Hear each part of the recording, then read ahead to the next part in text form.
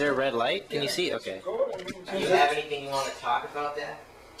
No, I'm at a loss for words. I usually am. You need to prime my talking pump by asking me about something.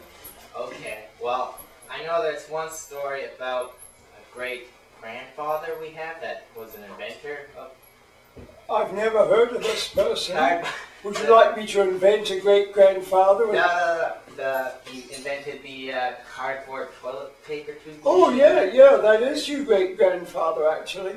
Yes. You want the story of James Miller and his invention? Yes, please. James Miller was actually, I'm not making this up, was an orphan child in London who was adopted and raised to become an electrical engineer and mechanical engineer. And amongst his other things he invented in life, one, he invented a machine which created the inside cardboard roll on the toilet paper. And they don't make those singly, they make an entire length of, I don't know whether it was 20 or 30 or whatever, and these big blades come down. Do you want hand gestures on this to sure. indicate? Okay. So you have your whole roll of toilet paper, and then a big series of knives come down across and cut through the roll. If you look at it this way, cut through the roll right down and through the core kind of thing and separate these things out. Well, Grandfather invented this machine, or designed and built the machine to do this, and his return for his endeavors was they gave him as a bonus an extra week of pay, which in those days was a wonderful, wonderful thing.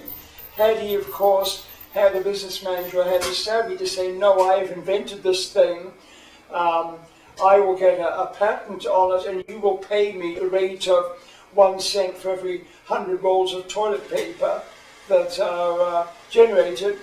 Neither would you nor I would be around doing whatever we're doing now. We'd be living in some mansion based on the royalties of this great enterprise. Or if he was really rich, wouldn't that might mean that we would never have been born if things are altered? It might have completely varied the circumstances of our relative existences. So I have absolutely no idea what that might have formulated. But I know for sure that if he'd been excessively rich, he probably would never have moved in the circles that had him moving my dear grandmother, your great-grandmother, who also came of humble stock from the slums of London, but she did have relatives, she wasn't adopted. But yes, our varied lives would probably be very, very different. But how different, who knows? It's absolutely speculative.